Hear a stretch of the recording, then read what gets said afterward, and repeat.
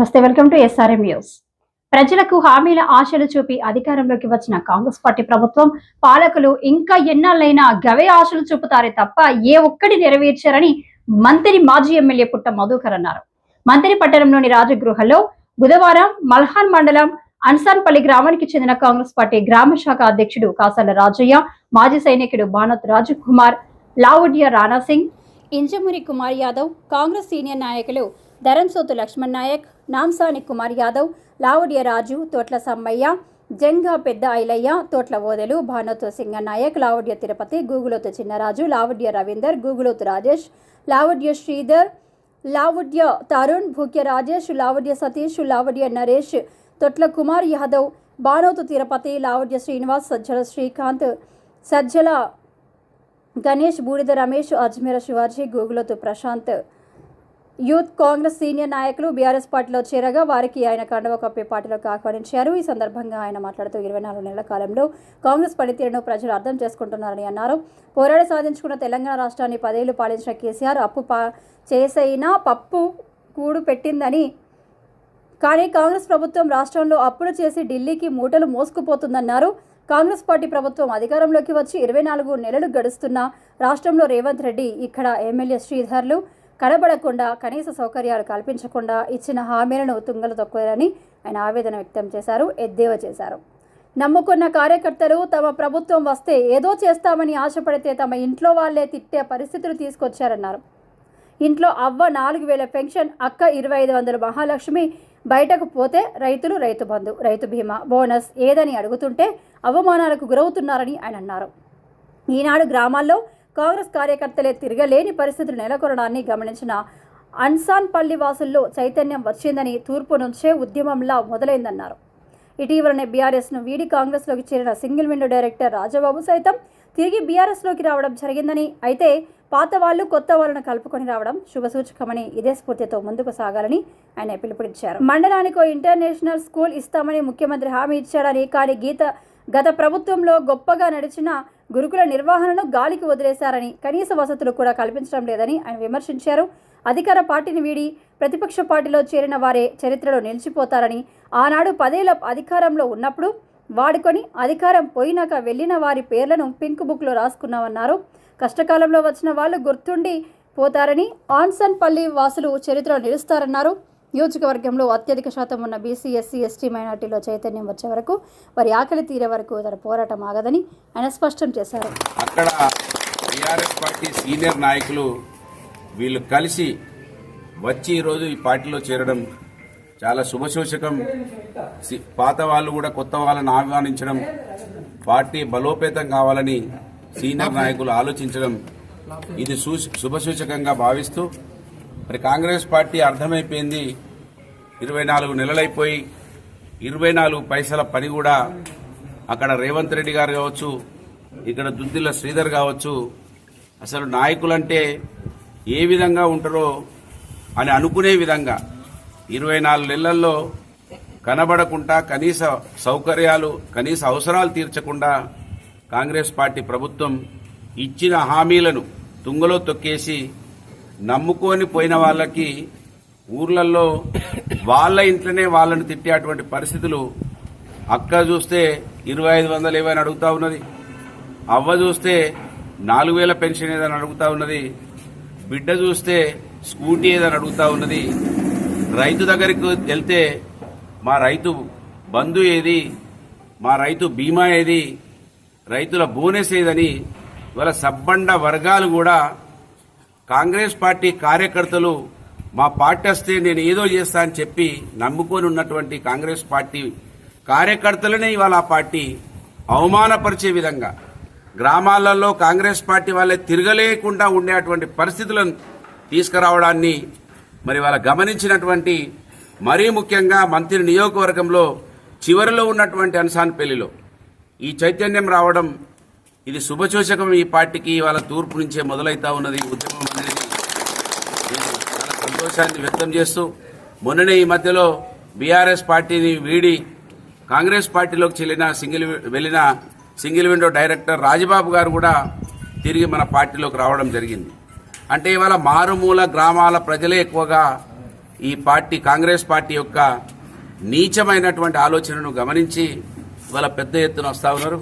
ఖచ్చితంగా ఇవాళ యావత్ సమాజానికి అర్థమైపోయింది, కేసీఆర్ గారు అప్పు చేసైనా పప్పుకూడు పెట్టిండు, వీళ్ళు అప్పులు మాత్రం చేస్తున్నారు, ఢిల్లీకి మూటలు పంపుతున్నారు తప్ప ఈ రాష్ట్రంలో ఉన్న ప్రజలకు ఏమాత్రం పనులు చేస్తలేరు అనేది వాళ్ళు అర్థం చేసుకున్నటువంటి ప్రతి ఒక్కరు కూడా గ్రామాలలో మళ్లీ పాత వాతావరణం రావాలంటే, గ్రామాలలో మంచి అభివృద్ధి కనబడాలంటే ఊరు పార్టీ మన బీఆర్ఎస్ పార్టీ, తెలంగాణ రాష్ట్ర పార్టీ బీఆర్ఎస్ పార్టీ తెలంగాణ ఉద్యమాన్ని నడిపించి ఆ ఉద్యమం ద్వారా తెలంగాణ రాష్ట్రాన్ని సాధించుకొని రాష్ట్రాన్ని 10 సంవత్సరాల పాటు అగ్రస్థానంలో నిలిపినటువంటి నాయకుడు కేసీఆర్ గారు.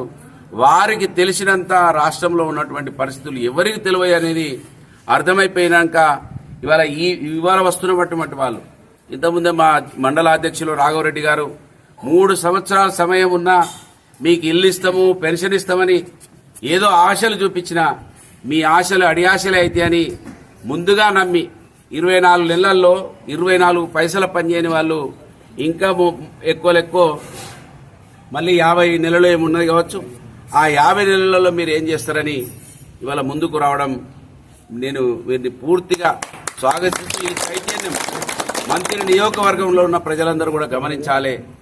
ఆశ చూపించే వాళ్ళ అధికారంలోకి వచ్చిండ్రు, ఇంకా 3 సంవత్సరాల ఆశ చూపిస్తారు కావచ్చు తప్ప వాళ్ళు పనిచేయరు. నిన్న రేవంత్ రెడ్డి గారు ఇచ్చిన హామీలు నిలబెట్టలే కానీ ఫిలిం యాక్టర్లకు హామీ ఇస్తున్నాడు. మళ్ళా ఆ ఫిలిం ఇండస్ట్రీలో పనిచేసే వాళ్ళకట స్కూళ్లు పెడతారట, వాళ్ళకి ఏదేదో చెప్తారట, చదువులు చెప్పిస్తారట. ఇంటర్నేషనల్ స్కూల్ అన్నాడు మండలానికి ఒకటి, ఆ ఉన్న స్కూళ్లలో చదువుకునే పిల్లలకి మంచి భోజనం పెడతలేరు. మన కస్తూర్బా స్కూళ్లలో, మోడల్ స్కూళ్లలో కనీస వసతులు కూడా కరువైపోయినాయి. అవ్వ అన్నం పెట్టది అడక్క తినని తన్నంగా అవ్వకేమో గాజులు చేయనోడట పినతండ్రికి ఏమో చేస్తున్నట్టుగా వీళ్ళ పరిస్థితులు కనబడతా ఉన్నాయి. కనుక ఇవాళ అన్సాన్పల్లి గ్రామం నుంచి కాంగ్రెస్ పార్టీ వాళ్ళు ఈ నియోజకవర్గానికి వెలుగులు తీసుకురావడానికి కేసీఆర్ గారు ఎట్లయితే తెలంగాణ బిడ్డనో నేను ఈ మట్టి బిడ్డను, ఎవరికి ఇష్టం ఉన్నా ఇష్టం లేకపోయినా ఇక్కడ ఎక్కువ శాతంలో ఉన్నటువంటి 80% పైబడి ఉన్న బీసీలు, ఎస్సీలు, ఎస్టీలలో వాళ్లకు కూడా చైతన్యం వచ్చే వరకు, వాళ్ళ ఆకలి తీరే వరకు, వాళ్ళు కూడా ప్రతి ఇంట్లో నుంచి నేను కూడా ఎమ్మెల్యే కావాలనే స్థాయికి వచ్చే వరకు మీ బిడ్డగా పుట్టమది విస్మరించకుండా పోరాటం చేస్తారని గమనించి మీరందరూ కూడా వస్తున్నటువంటి పరిస్థితిని మాకు ఇంకా నమ్మకాన్ని ఇస్తా ఉన్నది, మాకు ఇంకా ధైర్యాన్ని ఇస్తా ఉన్నది. ఖచ్చితంగా చాలా మంది వెక్కిరించిన వాళ్ళు బీసీల గురించి మాట్లాడితే, బహుజనుల గురించి మాట్లాడితే వెక్కిరించిన వాళ్ళు ఇవాళ బహుజనుల కోసమే యావత్ రాష్ట్రం దేశం ఆలోచించేటువంటి పరిస్థితులకు వస్తా ఉన్నది. కనుక మీ యొక్క ఆశయాలని మీ ఈ సమాజానికి ఒక గుర్తింపు వచ్చే వరకు మీ బిడ్డగా, ఈ మట్టిలో పుట్టిన బిడ్డగా పుట్టమది ఎప్పుడు కూడా విస్మరించకుండా పోరాటం చేస్తానని హామీ ఇస్తూ నాకు ఇంకా మద్దతునిచ్చినటువంటి మీ అందరికీ కూడా హృదయపూర్వకంగా మీరు చరిత్రలో గుర్తుండిపోతారు.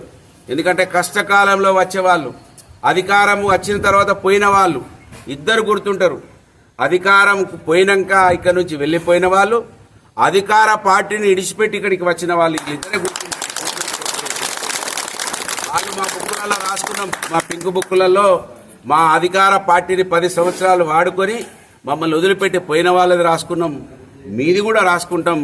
ఖచ్చితంగా చరిత్రలో ఇద్దరు పేర్లే ఉంటాయి. ఎవరిది ఉంటుంది? దయ్యాన్ని ఉంటుంది, దేవతది ఉంటుంది.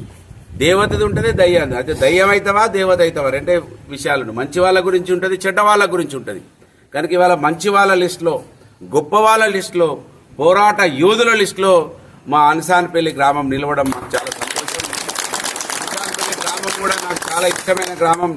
ఏది వచ్చినా కూడా, ఏది ఉన్నా కూడా అక్కడ మేము ప్రతి విషయంలో ఆ గ్రామంలో ఉన్నాం, కుటుంబ సభ్యుల్లాగా ఉన్నాం. ఇక ముందు కూడా మేము అదే విధంగా ఉంటామని మీకు హామీ ఇస్తూ మీ అందరికీ కూడా హృదయపూర్వక నాకు సంతోషం ఏంటంటే మా పుట్టపాక సీను, మా రాజు, పాత వాళ్ళు, కొత్త వాళ్ళు అందరూ కూడా కలిసి, శ్రీశైలం మిగతా అందరూ కూడా కలిసి రావడం చాలా సంతోషం.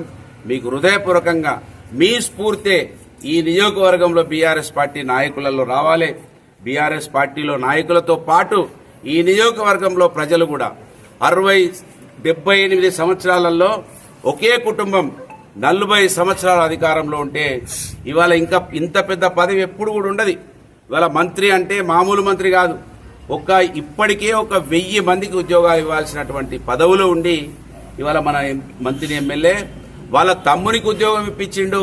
వాళ్ళ తమ్మునికి 4 ఆఫీసులు హైదరాబాద్లో పెట్టి సంపాదించిపిస్తున్నాడు తప్ప ఈ నియోజకవర్గంలో కనీసం కాటార మండలంలో కనీసం ధన్వాడ గ్రామంలో నలుగురికి కూడా ఇప్పటి వరకు ఉద్యోగాలు పెట్టలేదు. మరి ఇంకెప్పుడు వీళ్ళకి ఇంత పెద్ద పదవులు వచ్చినా కూడా ఈ నియోజకవర్గంలో అభివృద్ధి నోసుకోవడం లేదు.